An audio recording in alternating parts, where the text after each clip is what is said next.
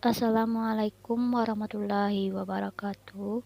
Perkenalkan, nama saya Isti Rahmanda, NIM 1914070011, jurusan PGMIA BP 19, UIN Imam Bonjol Padang, dengan dosen pengampu Ibu Miliasari, SPD MSI. Pada video kali ini saya akan membahas materi yang pertama tentang permasalahan yang berkaitan dengan pembelajaran PJJ, daring, dan luring. Penyebab masalahnya yaitu sistem pembelajaran yang semulanya tatap muka akibat pandemi COVID berubah menjadi online. Mau tidak mau, kini pembelajaran harus dilakukan di tengah wabah tersebut.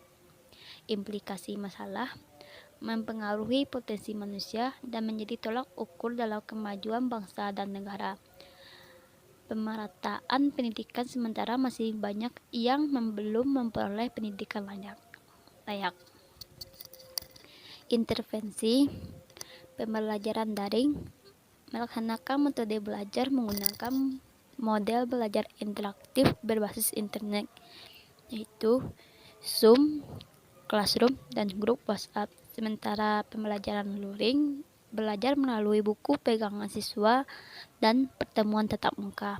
Solusinya, untuk mengatasi kelelahan dan kejenuhan yang menimpa guru dan peserta didik dalam proses belajar, berani sering-sering melakukan relaksasi. Materi kedua yaitu permasalahan yang berkaitan dengan keterampilan abad 21. Penyebab masalahnya yaitu pencapaian keterampilan abad 21 dilakukan dengan memperbaharui kualitas pembelajaran, membantu peserta didik mengembangkan partisipasi, menyesuaikan personalisasi belajar. Masalah mendorong kerjasama dan komunikasi, meningkatkan keterlibatan dan motivasi peserta didik, membudayakan kreatif dan inovasi dalam belajar, menggunakan sarana belajar yang tepat, mendesain aktivitas belajar yang relevan dengan kehidupan nyata, memperdayakan metakognisi dan eksplisit yang diajarkan. Pendidikan pada abad 21 menuntut berbagai keterampilan yang harus dikuasai seseorang, sehingga diharapkan pendidikan dapat mempersiapkan peserta didik untuk menguasai berbagai keterampilan tersebut supaya menjadi pribadi yang sukses dalam hidup. Implikasi masalah yaitu pembelajaran abad 21 sangat penting untuk mewujudkan masa depan anak bangsa yang lebih baik. Intervensi berpikir kreatif dan memecahkan masalah, berkomunikasi dan bekerja sama, menciptakan dan memperbaharui belajar kontekstual, informasi dan literasi media, dan literasi teknologi informasi komunikasi. Selanjutnya, materi ketiga yaitu permasalahan yang berkaitan dengan literasi. Penyebab masalahnya ada dua. Pertama, faktor internal dan faktor eksternal. Faktor eksternal yaitu kurangnya minat baca peserta didik dan waktu yang terlalu singkat. Pada faktor internal, pengaruh teknologi, faktor keluarga, dan kurangnya buku bacaan. Implikasi masalah, sikap yang gagal menyeleksi setiap informasi dan perilaku komunikasi yang emosional dan sentimen. Kebodohan masyarakat yang tidak berujung dan terus-menerus. Tingkat produktivitas manusia yang rendah jadi sebab sulit untuk maju. Dan mudahnya pendidikan berhenti atau masih tingginya angka putus sekolah anak. Intervensi yaitu tahap pembelajaran, tahap pembiasaan, dan tahap pengembangan. Selanjutnya, materi keempat yaitu permasalahan yang berkaitan dengan penilaian oleh PISA. Penyebab masalahnya, pertama, sains. Kurikulum Nasional Indonesia telah mengalami perubahan sebanyak 10 kali. Tujuannya dari semua perubahan yang telah dilakukan yaitu untuk meningkatkan kualitas pendidikan Indonesia, termasuk dari pembelajaran ilmu pengetahuan alam. Namun selama ini masih belum terlihat hasil. Kedua, matematika. Kemampuan literasi matematika belum dilatih secara maksimal. Dan ketiga, bahasa. Hasil penilaian PISA yang telah dikemukakan sebelumnya memberikan informasi bahwa selama pelaksanaan PISA Indonesia selalu menjadi bagian dari penilaian tersebut. Akan tetapi, hasil pemeringkatan Indonesia selalu berada di 10 besar terbawah. Implikasi masalah pertama, sains.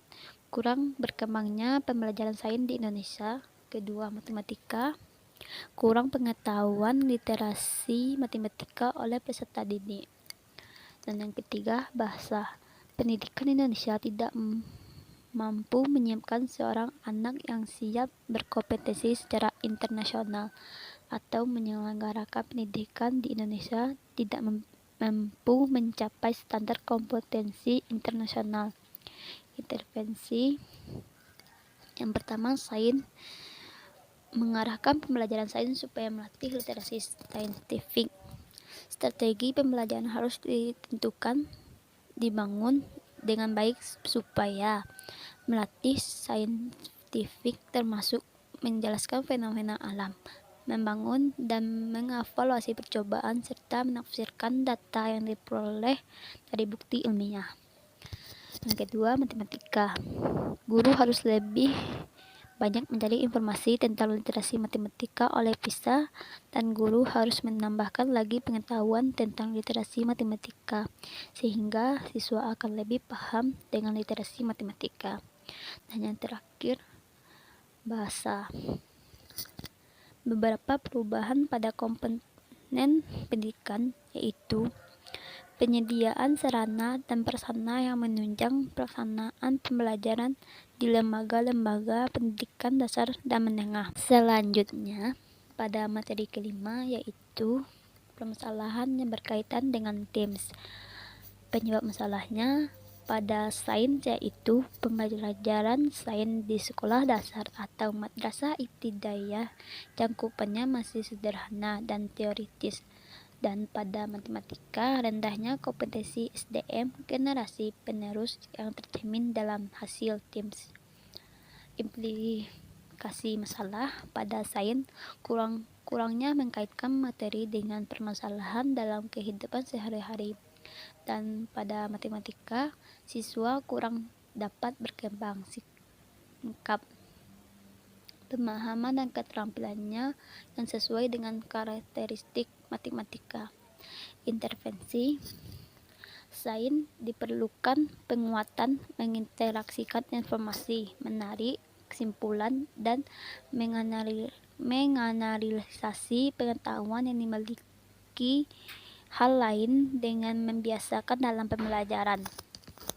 Matematika, dalam hal berkembangnya keterampilan peserta didik diharapkan dapat memecahkan masalah dan mengkomunikasikan gagasan serta melakukan manipulasi matematika dalam membuat generasi menyusun bukti atau menjelaskan gagasan dan pernyataan matematika. Dalam berkembangnya sikap peserta didik diharapkan dapat berpikir kritis, logis, analitis, dan kreatif, menghargai kegunaan matematika dalam kehidupan yang ditunjukkan dengan tumbuhnya rasa ingin tahu, perhatian, dan minat dalam mempelajari matematika, sulit dan percaya diri dalam memecahkan masalah kehidupan sehari-hari.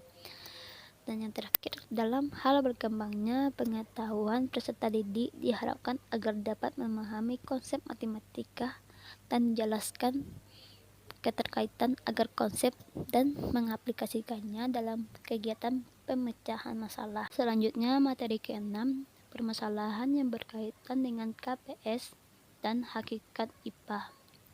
Penyebab masalah pada KPS: siswa kurang berkembang, siswa cenderung menghafal rumus dan definisi saja tanpa adanya pemahaman yang dalam terhadap suatu materi kimia. Hakikat IPA: kurangnya aspek-aspek yang menjadi dasar pengembangan keterampilan sains, terbatasnya fasilitas yang dibutuhkan dalam proses keterampilan sains, serta kurangnya kerjasama dari sebuah kelompok dalam melakukan penelitian. Implikasi masalah pada KPS: siswa dalam merumuskan masalah, membuat hipotesis, dan membuat kesimpulan pada materi larutan eksplorit dan elektrolit dikategorikan kurang terampil. Pada hakikat IPA, akibat hasil yang diperoleh acak-acakan dan tidak memberikan hasil yang seharusnya.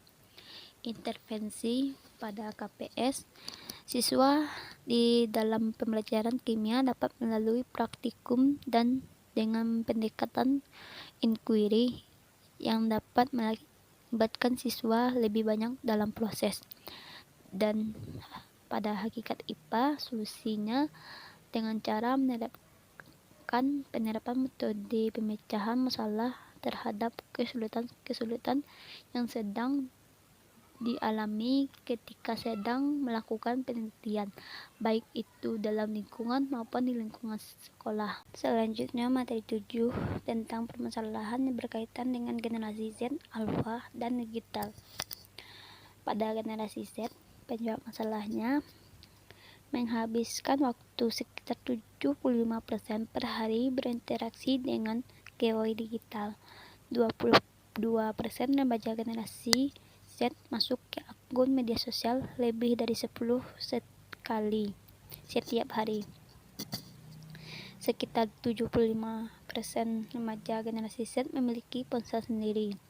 25% digunakan untuk media sosial, 54% untuk texting, dan 24% untuk install messaging.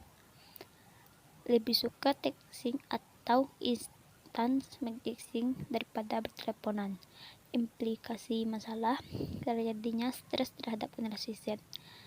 Intervensi: mengurangi kondisi lingkungan yang membahayakan, mentoleransi berbagai peristiwa dan kenyataan yang negatif, memelihara self-image positif, memelihara keseimbangan emosi, dan melestarikan hubungan baik dengan orang lain. Generasi alfa, penyebab masalahnya: generasi alfa menginginkan hal-hal instan dan kurang menghargai proses. Implikasi masalah: generasi alfa tidak lepas dari gadget, kurang bersosialisasi, dan kurang daya kreativitas, bersikap individualis. Intervensi: berdasarkan seluruh aspek kehidupan, peran keluarga yang paling penting dalam proses tumbuh berkembangnya anak. Jika yang dibicarakan adalah generasi alfa, maka keluarga yang sudah pasti terdiri dari generasi Y dan Z, yang cenderung sebagai pengambil keputusan sementara, veteran, dan ex-veteran sebagai konselor dan pendamping, sehingga menghasilkan brainstorming terhadap generasi Y. Dan generasi digital, penyebab masalahnya keterampilan mereka dalam menemukan informasi. Implikasi masalah: menyebabkan kepribadian mereka menjadi bersosialisasi, lebih asik dengan gadget mereka sendiri, dan informasi yang mereka terima kurang mereka teliti lebih dahulu sebelum mereka diterapkan di kehidupan sehari-hari. Intervensi: Guru mampu bersikap dalam menghadapi tantangan di era digital dengan cara mengupdate informasi terbaru dengan lebih selektif dalam menggunakan teknologi. Guru akan mengarahkan siswa pada penggunaan teknologi yang positif seperti penggunaan teknologi untuk mencari informasi baru, untuk menambahkan pengetahuan dan mengembangkan diri. Menggunakan teknologi untuk memahami Pancasila untuk mendasari. Selanjutnya materi ke-8. Permasalahan yang berkaitan dengan tematik terpadu. Penyebab masalahnya dalam mencari kegiatan mata pelajaran satu dengan yang lain, guru masih merasa kesulitan pelajaran matematik. Penyajian materi berdasarkan pada suatu tema yang ditentukan. Implikasi masalah mengakibatkan kurikulum pemahaman siswa tentang kaitan antara 2 atau 3 mata pelajaran pada suatu tema tentukan menjadi dalam 1 kali pertemuan. Intervensi upaya yang dilakukan guru untuk mengatasi hambatan yang ditemukan nomor lebih dahulu dengan tema, sehingga akan mudah membuat skenario pembelajaran yang disesuaikan dengan jaringan tema dan kaitan antara mata pelajaran yang telah ditemukan untuk menciptakan pembelajaran yang dipadukan diskusi dengan guru lain dalam KKG atau dengan teman sejawat matematika. Baiklah, mungkin hanya itu yang dapat saya sampaikan. Jika terdapat kesalahan, mohon maaf. Wassalamualaikum warahmatullahi wabarakatuh.